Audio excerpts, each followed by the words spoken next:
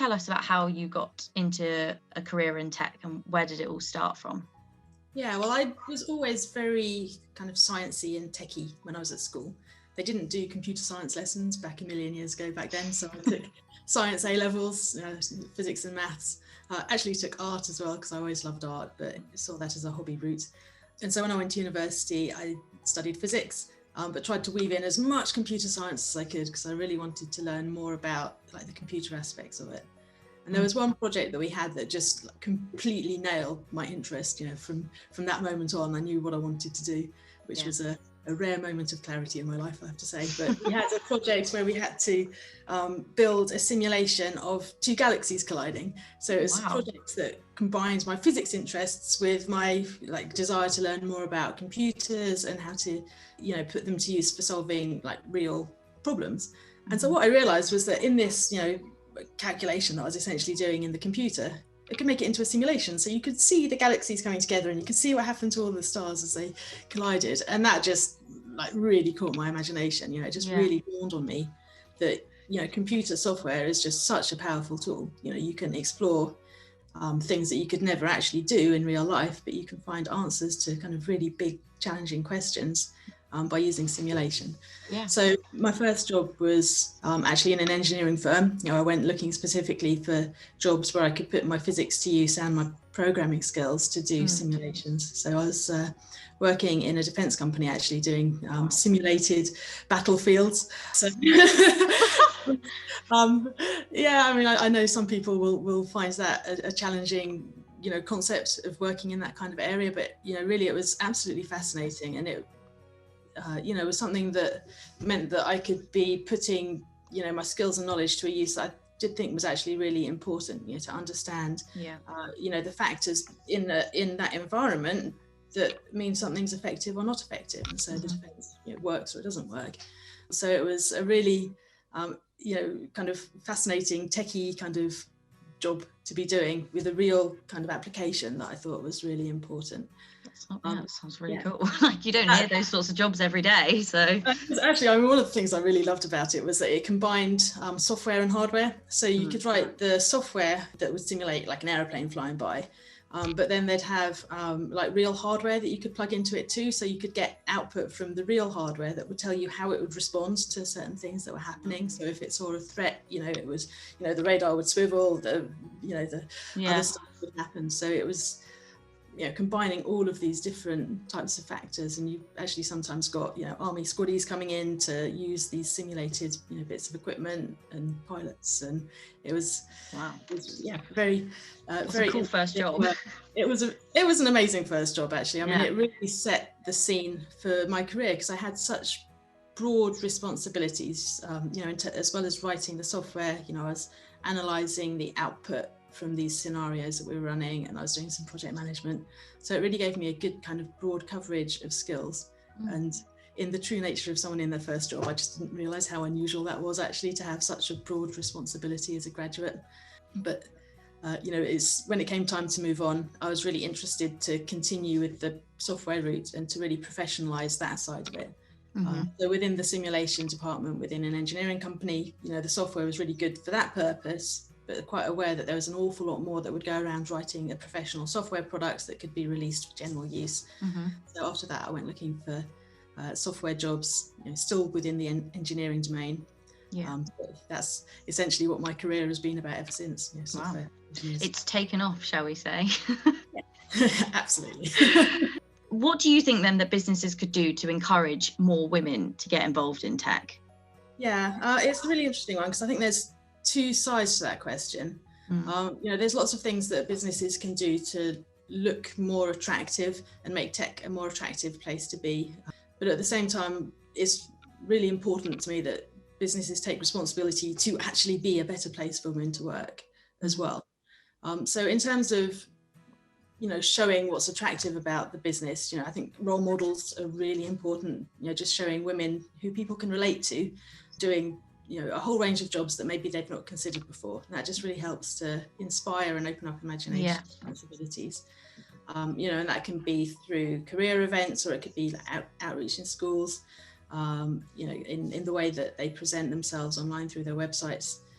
But then, the flip side of that is that the company culture internally really has to be a good place for women to be. Otherwise, all of that is pointless and actually, I'd say, unethical. I don't want to be in a business of attracting women into something that doesn't work for them. So it's really important actually to be focusing on what the business can be doing to build that place where women have got equal progression opportunities, equal fulfillment in their careers to men as well. And then, the goal would be you enter into that virtuous cycle where women in the company become advocates for the company, and they're out there finding people in their networks and recommending, this is such an awesome place to work. Tech's a great industry. This is why I love it. And then it's really a much more meaningful interaction. Yeah, no, definitely. I think, as you say, like mentors, for example, huge push for the younger generation as well, to start with them and help them go into their careers and think, well, oh no, this isn't scary. Like, this is something that I know I can do because I've seen all of these other women do it. They've done it. They're succeeding more and more and more, kind of thing. So no, definitely. When women entering tech, the people emerging from degrees is usually kind of 17 to 20% of people with qualifications that would typically take them into that kind of career. So it's very small proportions, and really research shows that those stereotypes and those expectations begin in children really young. Actually, as young as 6 you can start to be building kind of stereotyped expectations of what men do, what women do. So actually just working with children throughout their school years to break some of those expectations and give some new possibilities. Really important. No, definitely. I totally agree. What have you found to be your biggest challenges when starting out in your career in software engineering? I had a really tough time actually after that first job in the aerospace firm, just finding what my next role would be. So, I'd made the decision I want to be making like professional software products. And I was looking what felt like for ages for a role that would work with me. And I was making lots and lots of applications, but getting lots of rejections saying, we love what your CV says, but you've not got enough experience.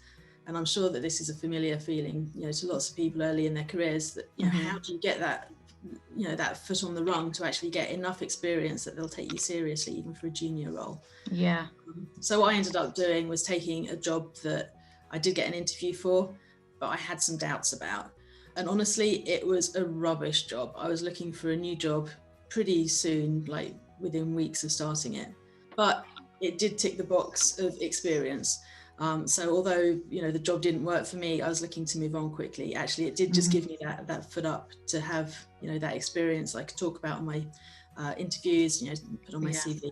So it was a learning experience, let's say, and helped me to focus with future jobs, of things that would be important to look out for, when I was having an interview and figuring out if a place would be for me or not. I think we've all had that job or those jobs where we're like, well, they don't tick the box that we want them to, but they do tick the, oh look, I've got a foot up the ladder kind of thing. They do help. What made you then transition? Because obviously your career has been so far within software engineering, but what's made you transition from software engineering into diversity and becoming a global lead? It's quite a long path between being a software engineer and being what I am now. So, many years in the interim, I developed my career as a software engineer and then became a product manager. So I was getting more and more interested in the people sides of it and really being able to meet the needs of the customers and having that higher level view of how this product actually is satisfying the needs of the customers. So over time, I was getting much more interested in the interplay between people and product. But the thing that was really the trigger moment was when I went on maternity leave for having my first child. And I'd been quite used to working in an industry where, I was the only woman in the team, or maybe there were 2 of us. Not very many women about me. So that was quite normal. Actually, I liked my colleagues, and sometimes I felt like being the only woman in the team just helped me to stand out a bit. But then when I was on maternity leave, it just kind of changed my attitude completely. I'd been busy thinking, other women just aren't like me. This isn't the kind of thing that they like.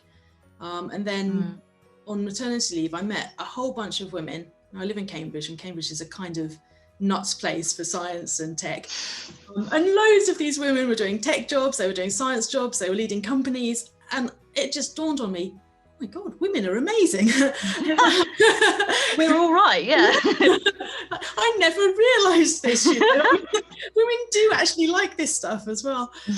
And it just struck me as completely absurd that I was sitting in baby groups, with my son, and we were singing nursery rhymes together. And it was that had took me to meet women who had similar interests to me rather than in my professional life. So that just really sparked my curiosity of, why is that happening then? Okay, so there's clearly women out there who are interested and extraordinarily capable at this. Yeah. So why do we not see any of them in work?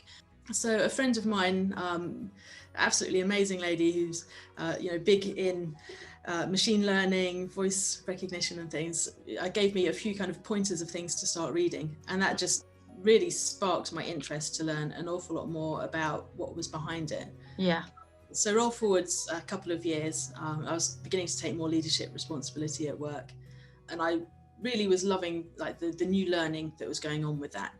And in a moment of insanity, it occurred to me that actually I'd really love to learn a lot more deeply about the things that were becoming more and more important to me. So I signed up to take a master's degree online in organizational and business psychology. I could strengthen my leadership understanding and skills, and also to really give myself like a really rigorous basis to my understanding about what's going on. The factors why we don't see women progressing within tech the way that men do. So I've just reached the end of that actually. So I've submitted my dissertation a few weeks back. So that was a dissertation.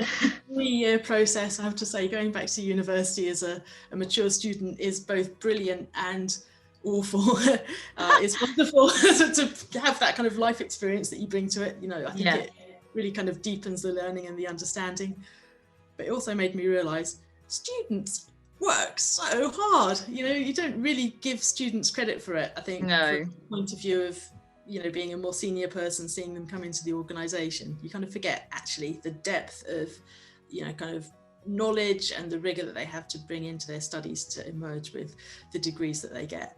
So that's a real reminder actually that being a student is tough work. There's real stretching stuff that has to go on. I suppose as well, like from that point, like students that do work hard, and they do get a tough time of stereotypes of what a university student does, and they just go out drinking kind of thing and don't really do much work. But I suppose in terms of like for females as well, and women who want to get into tech, and it's kind of like they say the women that do take university courses in tech subjects, and they've graduated, they do it, and then they are trying to find job roles in tech. I just wonder, I suppose, like how they must find being taken seriously, because it's one thing being just a person, a man or a woman, being taken seriously in anything that you do, especially at that age.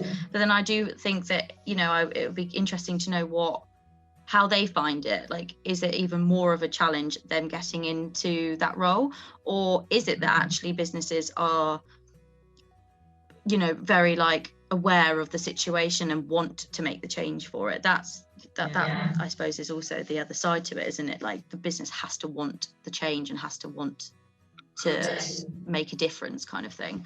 I think business is getting much more aware now actually of the importance of having diversity and inclusion, and really casting the net a lot wider to find talented people.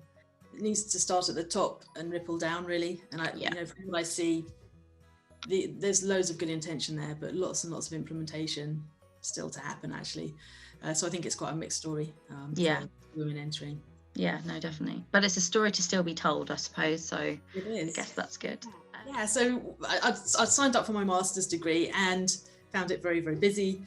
And I was still trying to do my software job at the same time as this. So by this point I'd become a head of department, and had lots and lots of different stuff going on at the same time, and then I had all of this studying to do as well, and it was just mad and really busy, and I really loved everything I was doing, but there was just too much of it. So I decided actually I need to simplify my focus. And the point of this master's degree is to be working on my own ability to lead change and to really understand diversity and inclusion. So that's when I went to talk to our HR team to find out if there was any opportunity for me to be doing more of that, which then eventually became the role that I'm doing now. So I'm also doing some side work. I'm setting up my own kind of independent consulting as well, with the agreement of my main job.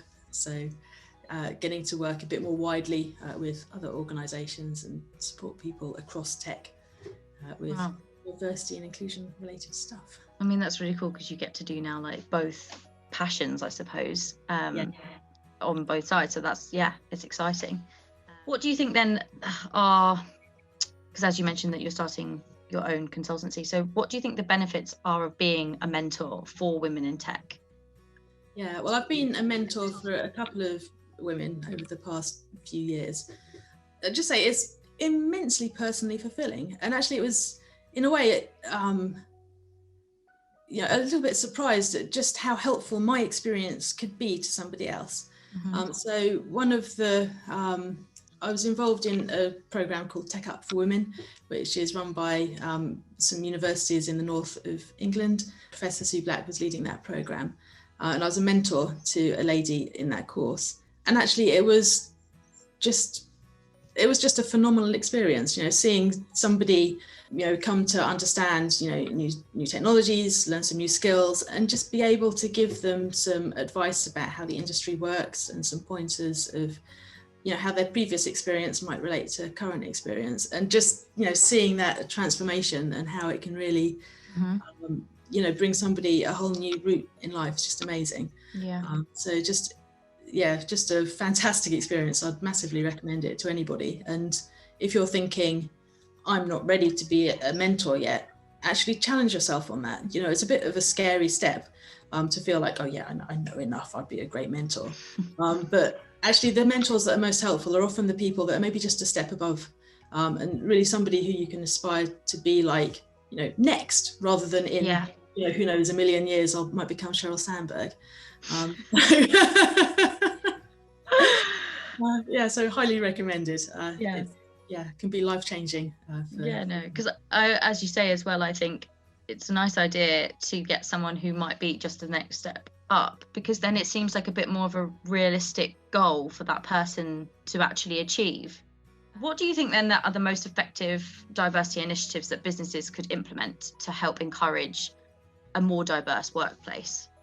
Yeah, I think this is a really interesting question. And I think lots of businesses start out with diversity and inclusion kind of thinking about it that way, and you'll kind of do an assessment of all of the various possibilities that are out there of, what can we do to make ourselves more diverse and inclusive?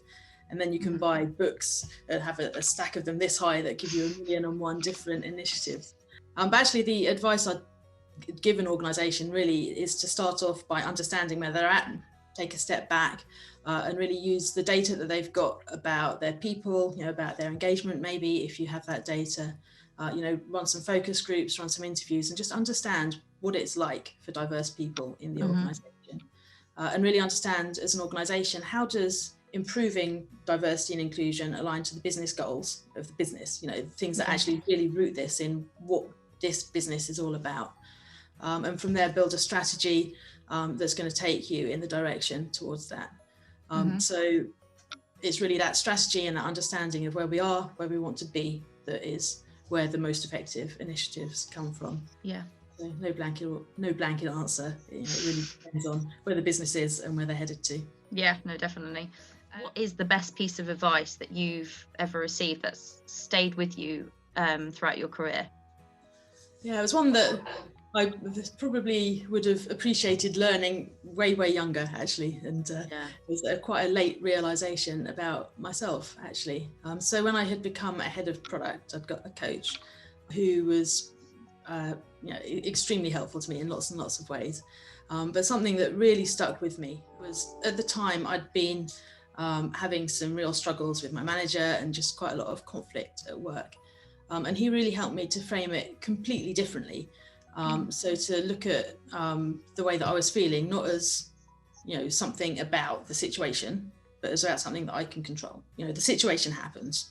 That's how it is. But my reaction is down to me. You know, and if I'm feeling angry, say, actually, I can be a bit more introspective to say, well, what is it that I need that I'm not getting that's making me feel angry? Yeah. And then coming to that realization that, you know, my feelings are linked to what my needs are. And actually, if I can satisfy that, I don't need to control the whole situation. I can just identify, what do I need to change so that I'm having this particular need met. So it just completely turned the picture around for me, actually.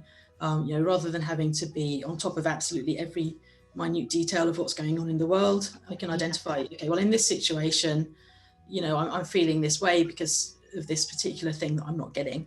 Yeah. So now, okay, I can go out there and I can try and get that thing, and then I can move on. And actually, that's been kind of foundational to trying to keep myself sane ever since.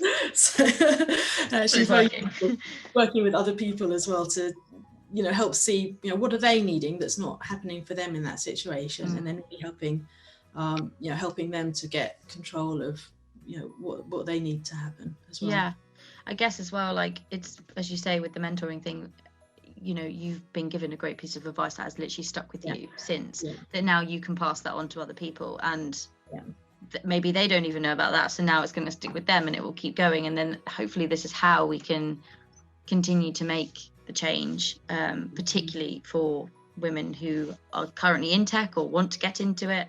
I suppose my final question then, given that we are still currently all working from home, is, do you have any top tips for working from home, and, you know, how to get the best out of yourself whilst we're in this situation? Yeah, I do. It actually kind of traces all back to a realization I had when I started maternity leave with my son, and like suddenly life was turned completely upside down. You know, I'd been in a job where I was traveling loads, I was seeing loads of people, I had a calendar that was packed full of exciting stuff going on. And then I had a newborn baby and I was stuck at home, and you just do baby stuff all the time. And honestly, I found that extremely difficult to cope with. But what I discovered, and you know, what I then put into practice when we entered lockdown, is, you know, just routine and time every day to really take care of yourself is really important. It makes a massive difference to your well-being. So having some structure and some time that you put aside that really does just ground you just transforms it, you know. So make sure that you're meeting all of the basic things that you need to do, like, you know, keeping healthy, eating well enough, getting exercise, finding space to get your head clear and just get on top of all of the stuff that's going on at the moment. So for me, I've built in a couple of times a day. I'll take the dog for a walk before I get started every morning. You know, it's kind of my morning commute now. We'll go around the long block with the dog. It's a nicer commute though. Yeah, it's a very nice commute. It's a bit of a naughty commute sometimes when she runs off and cages animals. It's on a more light-hearted note, you know, with some fresh air, some exercise, some time to clear my head, just get on top of what I want to happen in the day. And then, you know, later on in the day, usually the dog's busy patting me on the shoulder. She actually does literally do that. Come up to me. Come on, let's go. Let's do another one.